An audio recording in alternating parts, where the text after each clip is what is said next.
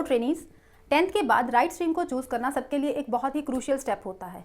Even students के लिए तो होता ही है, साथ में उनके पेरेंट्स के लिए भी होता है, क्योंकि पेरेंट्स इस टाइम पर चाहते हैं कि हमारा बच्चा बिल्कुल सही स्ट्रीम चूज़ करे ताकि आने वाली पूरी लाइफ उसकी इससे सेट हो जाए। लेकिन बच्चा ये चीज़ नहीं सोचता। जनरली बच्चे क्या करते हैं कि या तो पेरेंट्स के कहे गए स्ट्रीम को चूज़ कर लेते हैं, या सारे फ्रेंड्स आपस में डिस्कशन करते हैं कि चलो हम मिलकर ये स्ट्रीम को चूज़ कर लेते हैं, आगे देखी जाएगी जो भी होगा, अभी +1 2 तो इस पे करें। यहीं पर आप लोग सबसे बड़ी गलती करते हो कि जो आप लोग एक दूसरे के साथ डिस्कस करके स्ट्रीम को ऑप्ट कर लेते हो, या अपने सीनियर से पूछते हो, या अपने आप फ्रेंड्स से पूछते हो, या रिलेटिव से पूछते हो, अपने पेरेंट्स से पूछते हो, लेकिन जिससे आपको पूछना चाहिए आप उसी से नहीं पूछते। और वो कौन है? आप खुद हो, आपका दिमाग है। आपको ये सोचना है कि आपका इंटरेस्ट किस में है, आपको क्या चीज़ लेने में आगे जाके फ़ायदा होने वाला है। आप अपने आप से बातें करके, अपने आप को जज करके स्ट्रीम को चूज़ करेंगे तो लाइफ पूरी आगे आपकी सेट रहेगी। तो अब आपको ये सोचना है कि अभी आपको ये 2 साल सिर्फ कोई भी स्ट्रीम चूज़ करके जस्ट टाइम पास करना है, या आने वाली पूरी लाइफ को आपने अभी से सेट करना स्टार्ट करना है। ये आपके ऊपर डिपेंड है, क्योंकि इस टाइम पर अगर आपने सही स्ट्रीम चूज़ कर ली ना, तो आने वाली पूरी लाइफ आपकी सेट है। ये चीज़ आप अपने दिमाग में बिठा लो। ये मत सोचो कि अभी सिर्फ +1 ही तो है, +2 ही तो है, उसके बाद ग्रेजुएशन में देखेंगे क्या करना है। नो, अभी जो आपने स्ट्रीम को चूज़ किया ना, उसी से आप अपनी पूरी लाइफ सेट करने वाले हो। बार बार बोल रही हूँ आपको, ठीक है। तो आज इस वीडियो में हम यही चीज़ डिस्कस करने वाले हैं कि आपको कैसे पता चलेगा कि सही स्ट्रीम आपके लिए कौन सी है। तो इसलिए इस वीडियो को एंड तक ज़रूर देखना।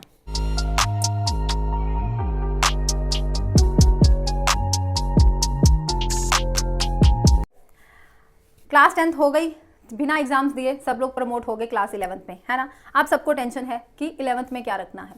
पापा आए, मम्मा आए, आपको एग्जाम्पल देनी स्टार्ट हो गई कि मेरे उस फलाने फ्रेंड का बेटा है जिसने इंजीनियरिंग की, पहले उसने नॉन मेडिकल रखा, इंजीनियरिंग की, इंजीनियरिंग बहुत अच्छे कॉलेज से की क्योंकि उसके +2 में मार्क्स बहुत अच्छे आए थे।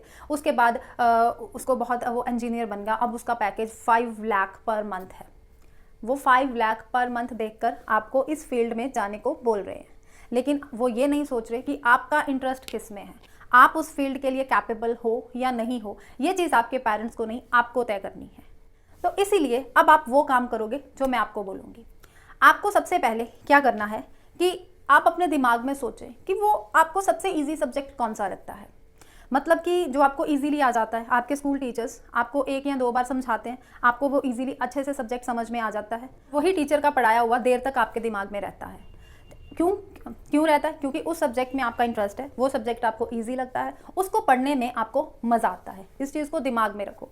सब्जेक्ट इजी लगता है, आपको पढ़ने में मज़ा आता है, आपका इंटरेस्ट है, और इवन आपकी उसमें क्यूरियोसिटी भी है कि आगे इसके बाद नेक्स्ट चैप्टर में क्या है, मैं उसको भी फटाफट से जान लूँ, उसको आगे पढ़ने की कोशिश करूँ। ये कुछ को चूज़ करने वक्त ये पॉइंट्स आपको अपने दिमाग में रखने हैं कि कौन से सब्जेक्ट में आपकी स्ट्रेंथ पार है, आपकी कैपेबिलिटी है, आप जिसमें आपकी पर्सनालिटी डेवलप हो सकती है, उस सब्जेक्ट की आगे उसकी नॉलेज लेने की आपके अंदर क्यूरियोसिटी है, ठीक है। तो ये कुछ पॉइंट्स है जो आपको अपने दिमाग में रखने हैं। अब आप सोचेंगे कि हमें कैसे पता चलेगा कि हमारा सबसे ईजी सब्जेक्ट कौन सा है, या हमें कैसे पता चलेगा कि हमारा इसमें इंटरेस्ट डेवलप हो रहा है। तो उसके लिए मैं अब आपको समझाती हूँ कि सबसे पहले आप एक पेज लो, उसके ऊपर आप सब्जेक्ट्स लिख लो। अब आपने 10th तक मेन कौन से सब्जेक्ट्स किए हैं?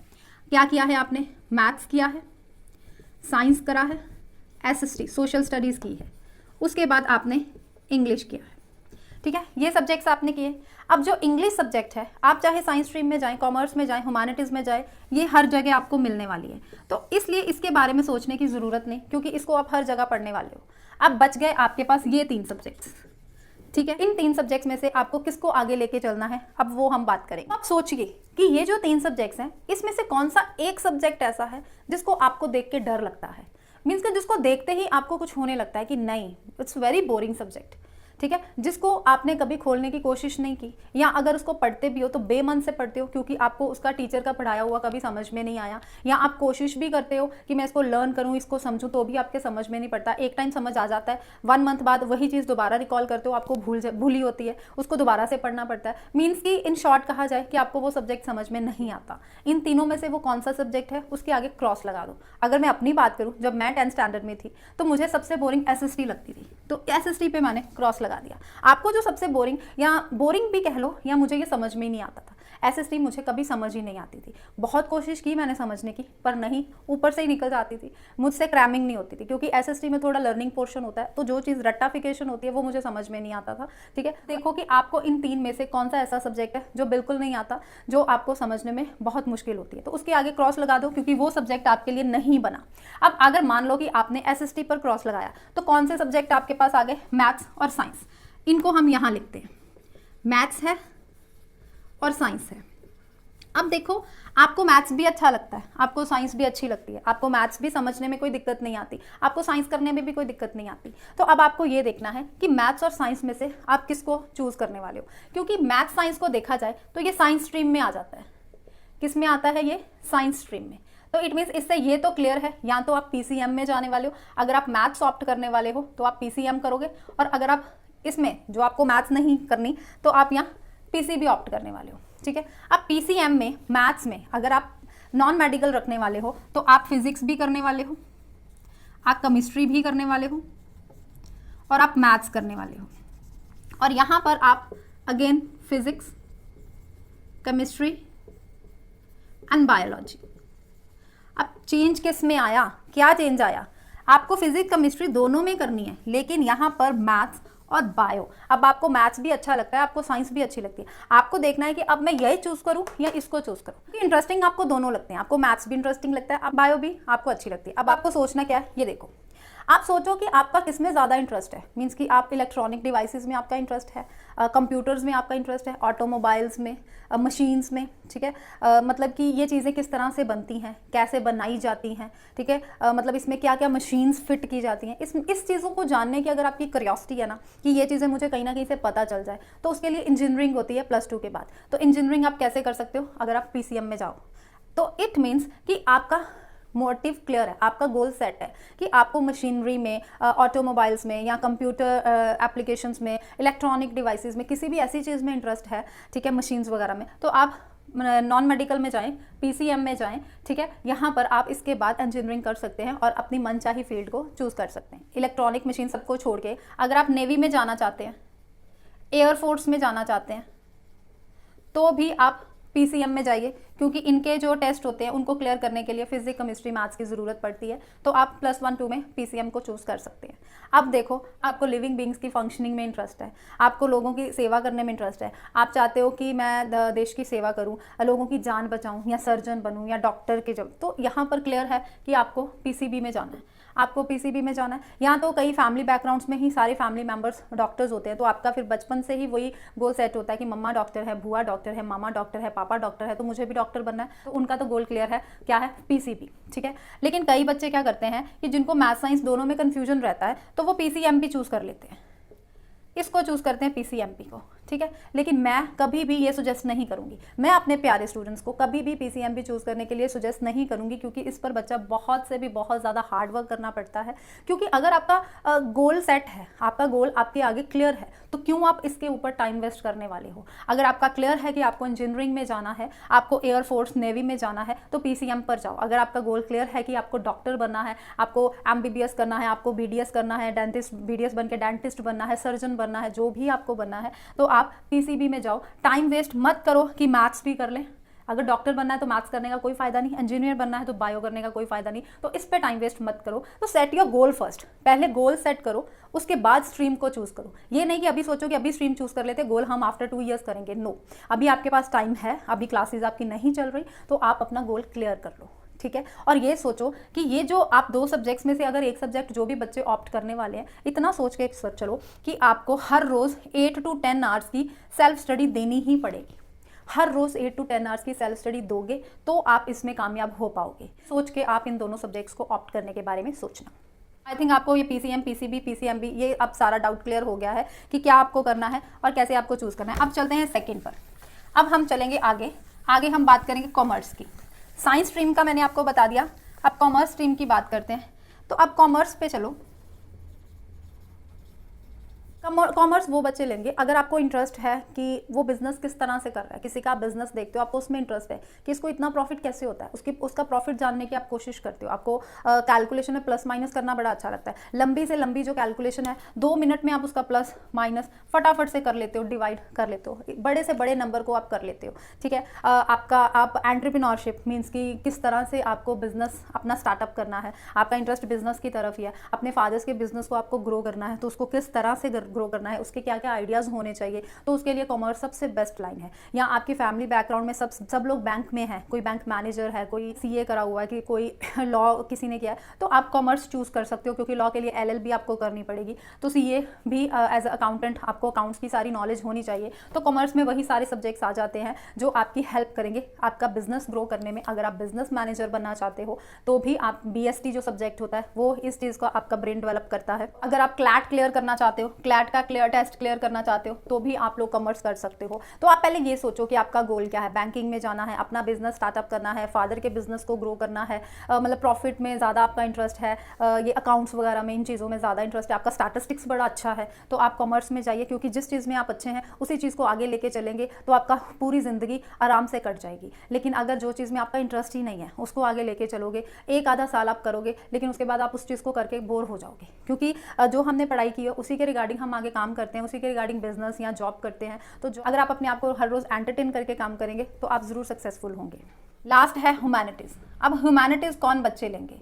अगर आपको रीडिंग में बहुत ज़्यादा इंटरेस्ट है, नॉवेल्स वगैरह पढ़ते हो, रीडिंग्स बहुत अच्छी लगती हैं, आपको हिस्ट्री बड़ी अच्छी लगती है। मैंने यहाँ पर एसएसटी पर क्रॉस लगाया, पर मान लो किसी को ये साइंस नहीं अच्छी लगती, उसको एसएसटी पसंद है, उसको एसएसटी अच्छा लगता है, हिस्ट्री अच्छी लगती है, ज्योग्राफी अच्छी लगती है, पॉलिटिकल साइंस अच्छी लगती है, पॉलिटिक्स में बहुत ज़्यादा इंटरेस्ट है, न्यूज़ देखनी अच्छी लगती है, तो वो ह्यूमैनिटीज़ में जा सकता है। ह्यूमैनिटीज़ में पोल साइंस आप ले सकते हो, ठीक है, political science that is very easy subject. Economics भी आप ह्यूमैनिटीज़ में कर सकते हो, तो इकोनॉमिक्स में आपका कॉमर्स भी क्लियर हो जाता है। और अगर हिस्ट्री ज्योग्राफी जो भी आपको लेना है आप उसको भी ऑप्ट कर सकते हो।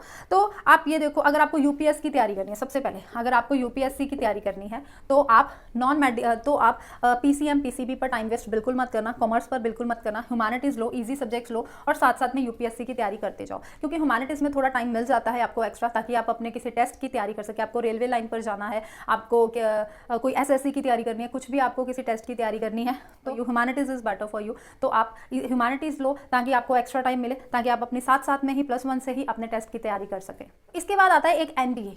कई स्टूडेंट्स का इंटरेस्ट होता है एनडीए में। अब एनडीए में 2 चीज़ें होती हैं, ठीक है, या तो होती है आर्मी। अब आर्मी के लिए आप कोई भी सब्जेक्ट चूज़ कर सकते हो, चाहे आपने पीसीएम पीसीबी कॉमर्स ह्यूमैनिटीज़ लिया है, कोई भी बच्चा आर्मी की लाइन में जा सकता है। लेकिन एक होता है इसमें एयरफोर्स होता है, दूसरा इसमें क्या आ जाता है, इसमें नेवी होता है। तो अगर आपको इन दोनों में इंटरेस्ट है तो आप पीसीएम को चूज़ करोगे, फिजिक्स केमिस्ट्री और मैथ्स को।